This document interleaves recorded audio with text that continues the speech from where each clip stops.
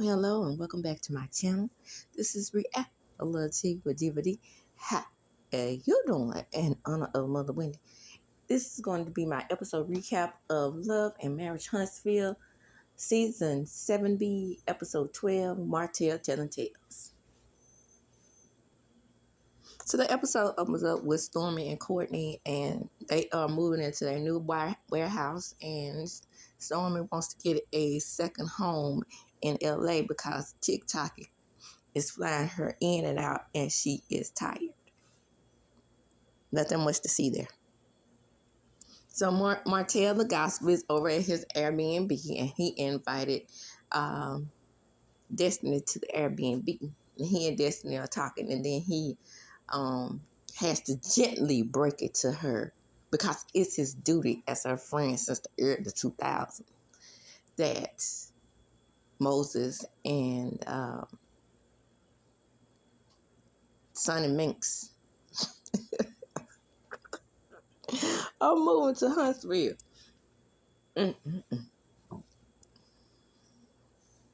So this is what got people's panties in a bunch. When Martell said that the little boy Law looked like him. I didn't take that for nothing. I didn't take that to mean that they had did the horizontal mumble at all. And the people that did take it that way, I think that they were exaggerating on purpose. You know, not really taking it for what it is, because they didn't want to take it for what it is. I knew clearly, even in the previews, I knew he was joking. So Destiny is using her Scooby-Doo stance. And she's like, because Martell has told her that Moses is planning to move here. Don't you find that weird hotel that he is thinking about moving here? It's the reason why I date out of town, because, you know, I have to see the ass leg again when I break up. But here he is. Everywhere I go, there he is. Well, I can't 100% disagree with on that one. I'm just saying. But, you know, we all know it's for the show, and they want to be on the show. They want to be on the show, Lucy, just like you do. Martell's like, it's just business. It is. Now, you know that man need that bad. Girl, stop. Remember, he got 5 kids. So, Martell went back over the history showing that Sonny knew that he had named the business after Destiny's son. And Sonny is cool with it. And their future children. When I tell you Sonny looked like I would have been like, since they just had to have each other, why couldn't he change the name of the business? I'm just saying. So Destiny feels that they are trying to infiltrate her friend circle. Well, your friend circle on TV are the people that's on TV. So since they want to be on TV and have to film with somebody, that makes sense, dear. So now we have the 3 black musketeers meeting for a workout. Only one of the musketeers didn't work out and was bragging that she did. But we meet with Trish, and then Destiny.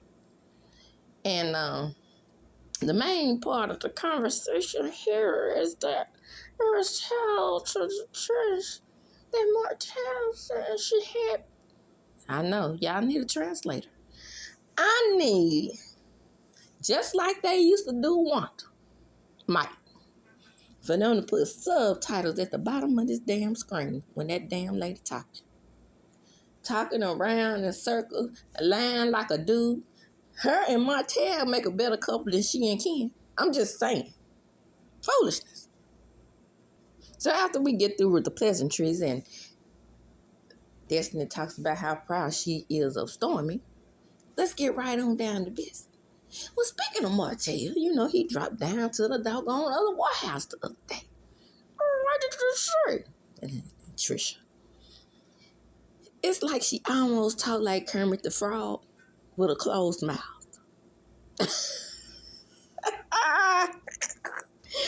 Woo! Moving right along. So, she says, well, I can't remember if he came over to the house. Did he come over to the house? Oh, I went over to his house. We were supposed to work out. And when was this? I heard about 4 years ago. 4 years ago? Even Destiny said, who can't stand Melody now that Melody has moved right along without her in her life, says, wasn't he married? It was right. So I guess she's saying he wasn't married, which is a lie. Okay? The divorce was not finalized until 2020. We all know that because God told Melody to go and she went. So this lady right here and Martell can't get their stories to coagulate. One of them saying this, one of them saying that. Then it's coming out that she did actually go to his house. Then she can't remember if she went to his house. Foolishness. Okay? And I'm thinking that this is all a scheme and a plot put together by Todd to come to us with bullshit. But Trisha gets smart. I would have been glad to say, marry Martell. If we did it, because we grown. Yeah, y'all are grown. But if he was married and you down to his gym at his house, at the house that he once shared with Melody, then that might not be good. But everything is coming out in the wash. We know Martell had the women, child. We know that even Melody said, baby, when Carlos said she was a whole snack and a biscuit down to the KFC instead of just some side piece. Melanie said, well, she wasn't the only one. See. She got you on that one. And I know Try My Slap on Now like Corn on the Cob didn't think she was the only one. I just know that. So now we have a dramatic scene down to the black. All the furniture's covered up. And it's time for LATRICIA to enter the room with Mr. Word Salad Marsour himself. And now they got to understand, oh, Lord, they done closed our restaurant, Jesus. The people in the community, they's messing with us. Where else besides the NASA place do people have to go in Huntsville? Ain't not one upscale club in Huntsville, Lord. Lord Jesus and the people down to the community, they's messing with us. And they talk about we didn't pay a use tax. You mean the furniture? We paid taxes on the furniture. What about it? And I don't give a damn, Tisha. I'm telling you, Tisha, this furniture we got at the Amazon and the Wayfair. Well, that may be true, Marcel. But my understanding of what a use tax is you paying to use your own damn restaurant, especially if you don't own the building. Now, Marcel, did you do research before you open Black? That's why you go to some restaurants and they automatically add gratuity into your food tax when you buy it. If you have a certain amount of parties, and people in your party. And I'm sure that you made good enough money, Marcel, to put a percentage of that tax down to the Black off of those people that came in for A&M homecoming. I think it's A&M at Alabama State. I've never been to one of their homecomings or do they play homecoming against each other every year? I don't know how that works.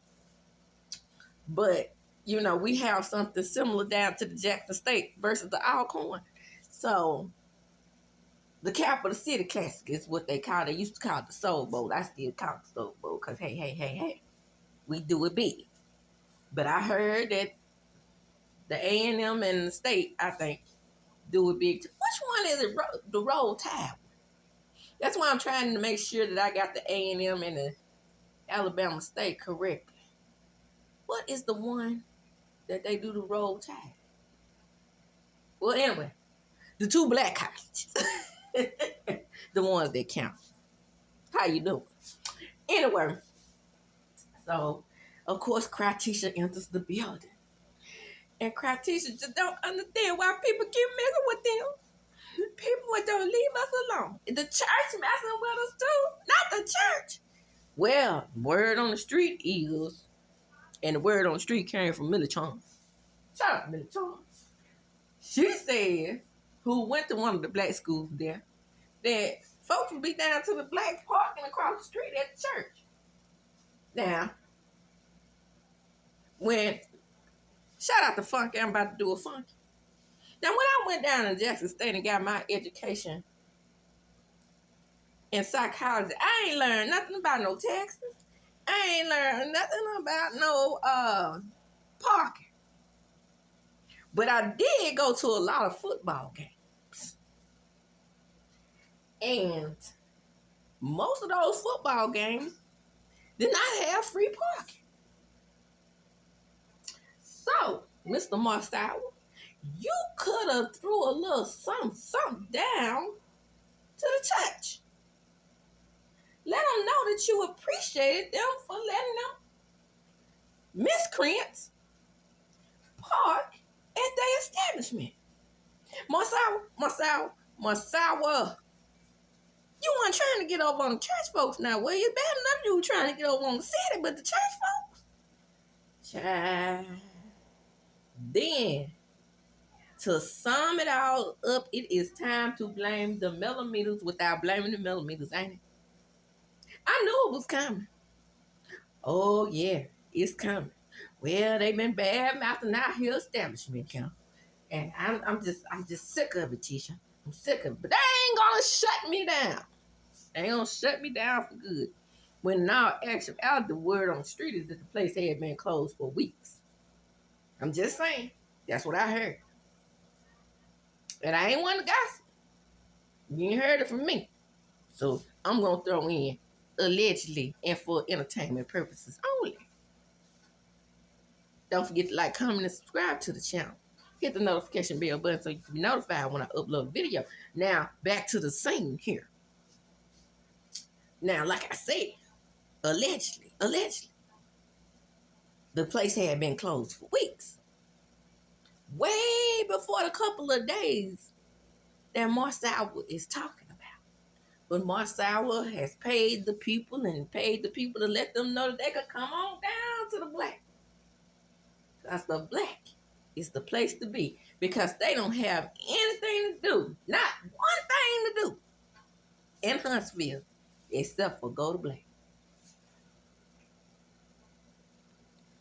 Boy, y'all millimeters are getting dragged in these YouTube and Huntsville Street.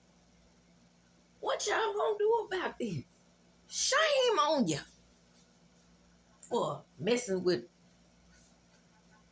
LATRICIA's business and Marchand. Shame on you for messing with their business, messing with the black. Don't go around there messing with them people business. Now, I was joking before. Sing. But literally, seriously, I don't believe in my heart of hearts. If I did believe that, then I would say it. I do not believe not 1 millimeter called down to the city. I don't. I don't believe 1 millimeter called down to the city. They tried to come out and say that the fire department shut them down and the police department shut them down. Yeah, I mean, maybe the church did call. I mean, you didn't have no business walking down to the church and not paying them folks. I just wonder, where does Marcel's entitlement come from? You are entitled in one place alone, and that is Scott Momentum. Nobody else gives two shakes of a rattlesnake's ass about what you doing and how you doing it, with the exception to the city, because you're gonna pay what you weigh when you own a business. Clearly, again, you didn't do the research. Moving right along. Ooh, Marcel. See, everybody don't play along with that word salad. Some people can pick up on when you bullshit. I'm one of them.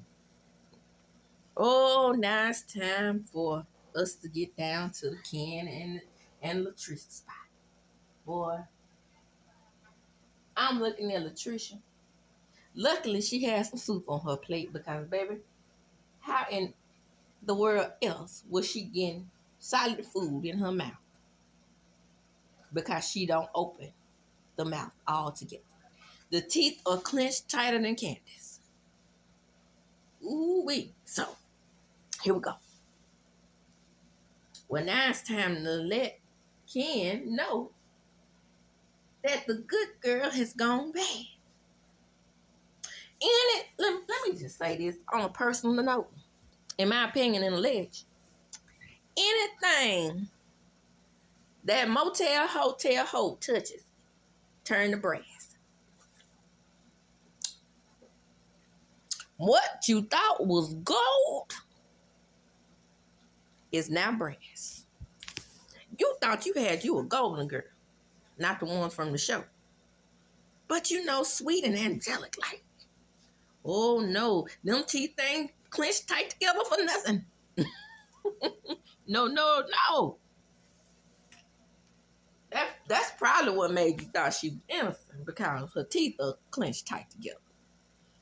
What does she do when she get ready to? Oh, no. I'm trying to sit. You know, kind of.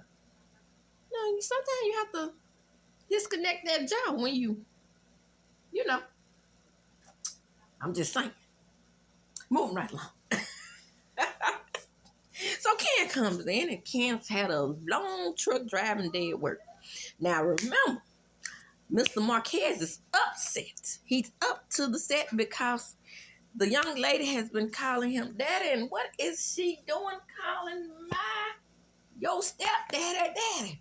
And acting like he is the father, which I have already said, fool, because you left the family and you left this man in charge of your family by accident or on purpose. Either way, she's 10. And what most 10-year-olds do is go by who has done the most for them and who is there for them. Now, I'm quite sure she know you are her real daddy, but what could she say? Because I don't think you work. Could she be proud of a man that works at the Monaco picking up popcorn? Sure, she could. But she seemed like she was more proud of the man that drives the truck and stay gone for a couple of days and come back home tired, doing real work. Now, I'm not saying you weren't doing real work down to the Monaco. But in a 10-year-old's eyes, the person who comes in with that duffel bag, boy, is the person who does the real work. The person who she saw by her brother or car. It wasn't you. So, Ken says, well, you know, what happened between you and Marquez? And she lets him know what happened between her and Marquez. But what we really want to talk about is what happened between her and Motel Hotel. So, it's time to fix him a good meal, spare ribs. Clearly, she just leaves things on her plate because, you know, she can't open her mouth. Her teeth are clenched tight together like a fence. And with her fence teeth, she says, well, me and Martell, you know, he said that I was over to his house. Boy, Ken is taking him back. You been to his house? Well, you know, at first I couldn't remember. Boy, lies you done told. Now, you remember if you done laid up under somebody. But then we went to the We went to the basement. See, I'm interpreting. This is what I'm doing. We went to the basement to work out. Now, this is in Mel's house. I just want y'all to be clear on that. And I don't remember. She said that she doesn't remember working out with him. Right? Can't say that. Wait a minute. Hold up. You telling me you can't remember working out with this fine ass man? All y'all women in Huntsville done had a turn on? Well, no, I couldn't remember at first. But then I remembered I was supposed to train him. Is what she said. And he says, you trained him? Now, wait a minute. I knew about... Now, what do you... So, discombobulated when he acted like he didn't know you. So, it's making it seem like more things happen than you say happen. Did they happen? Well,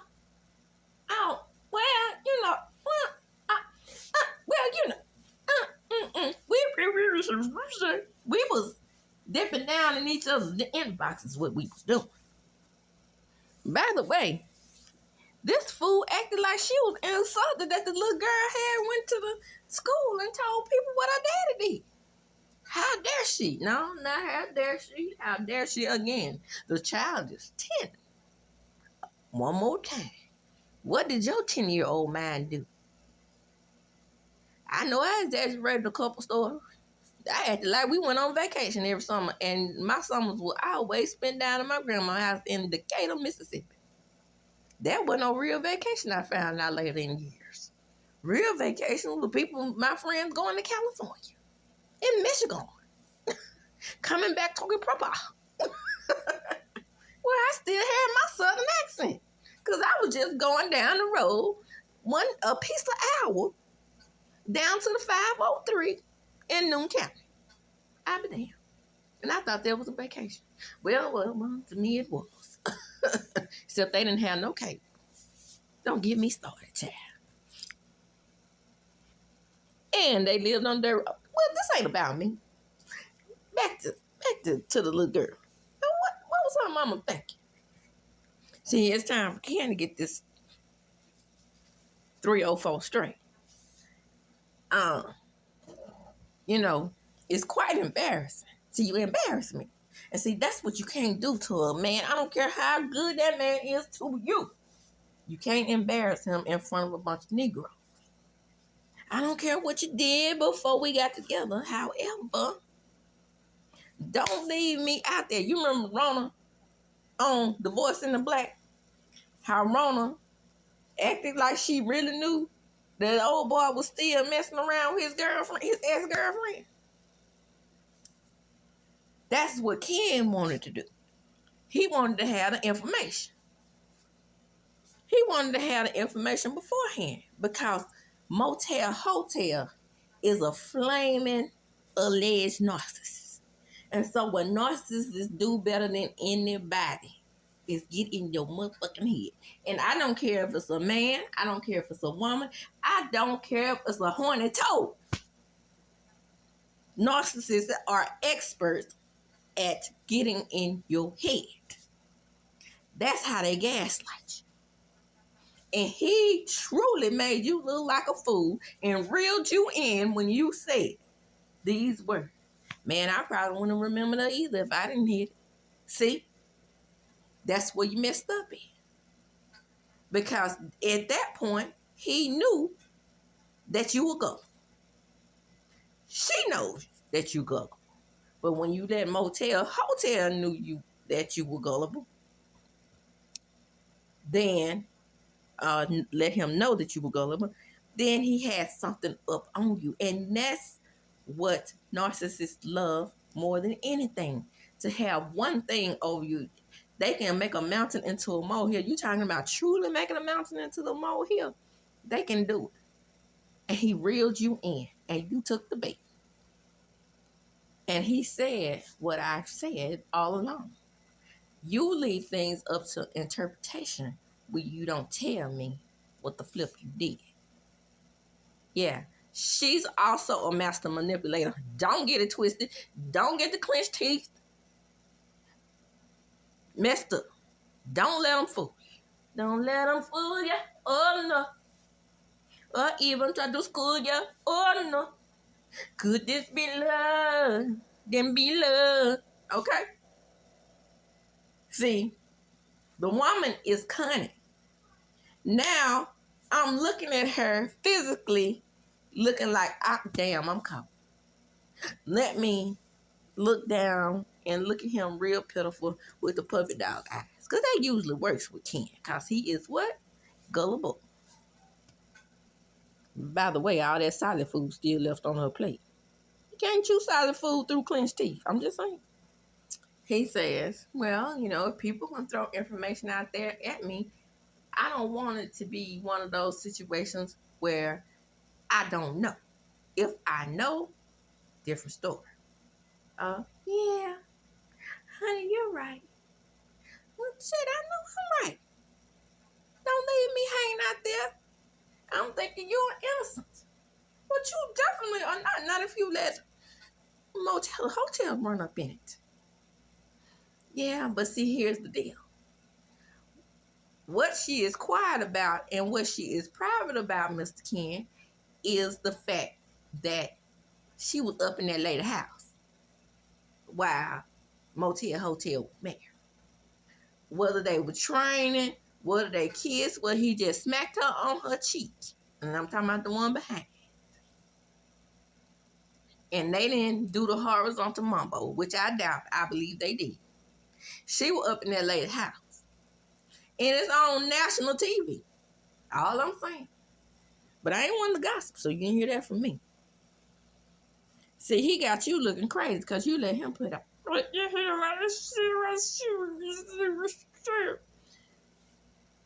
What she said was, but still, it wasn't that serious for him to put out. Just in case y'all didn't understand. I told you, this heifer needs subtitles. He's big on communication. It's going to be some things that he don't know. But you just got to be honest with me. Maybe when I tell you I hate that confession. Look, that big-headed hair and that gold. What the hell is that? What is this? What is this she got on? She look like a sumo wrestler.